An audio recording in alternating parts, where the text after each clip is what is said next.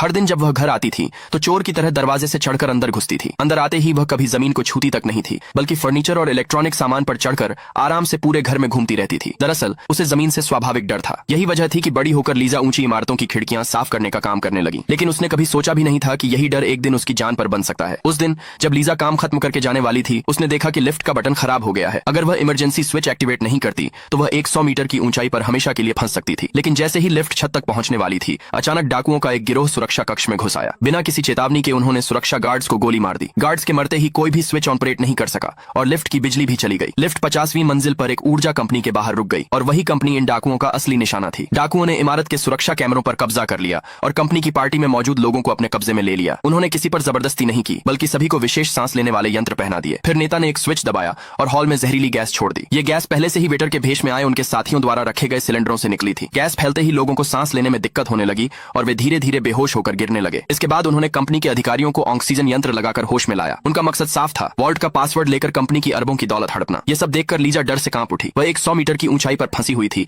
और कहीं जा भी नहीं सकती थी। चाहे वह कितनी भी जोर से मदद के लिए चिल्लाती, नीचे खड़े लोग उसकी आवाज नहीं सुन सकते थे। ऐसे खतरनाक समय में उसने अपने टूल बॉक्स से क्लीनिंग सॉल्यूशन निकाला, उसे कांच पर फैलाया और लाइटर से आग लगा दी। जैसे जैसे आग भड़कती गई, नीचे खड़े लोगों का ध्यान उसकी ओर गया। यह एक बड़ा डिस्ट्रेस सिग्नल था। जल्दी ही डाकुओं के नेता ने भी आग की रोशनी देखकर उसकी लोकेशन पता कर ली। हैरानी की बात यह थी कि वह नेता कोई और नहीं बल्कि लीजा का साथी जिमी था। दोनों दिन भर साथ काम करते थे और काम के बाद जिमी अपने ही बॉस को लूट रहा था। जिमी ने लीजा से कोई बात नहीं की और अपने आदमी को लिफ्ट का स्विच चालू करने का आदेश दिया ताकि छत पर पहुंचकर उसे पकड़ सके। जब लीजा ने देखा कि वह छत के करीब पहुंच रही है तो उसने अपने पास रखा स्क्रू ड्राइवर निकाल लिया। इसी दौरान एक विंच टूट गया, लेकिन दूसरा अभी भी काम कर रहा था। लिफ्ट 45 डिग्री के कोण पर झुककर लटक गई और वहीं रुक गई। लीजा लगभग गिर ही गई थी। तभी उसने डाकुओं के बीच झगड़ा होते देखा। जिमी ने एक ऐसे साथी को मार दिया जो हार मानना चाहता था और उसे खिड़की से बाहर फेंक दिया। वह आदमी नीचे क्रेन पर जा गिरा, जिससे क्रेन और नीचे खिसक गई। इस हलचल ने जिमी का ध्यान फिर से लीजा की ओर खींच लिया। लेकिन अब लीजा घबराई नहीं थी। उसने धीरे धीरे एक लुटेरे के पास पड़ी बंदूक उठा ली और खिड़की तोड़कर अंदर घुसने तथा जिमी से आखिरी दम तक लड़ने का फैसला किया। तभी चालाक जिमी ने उसे रोक लिया। उसने लीजा के दोस्त की जान को हथियार बनाकर उसे धमकाया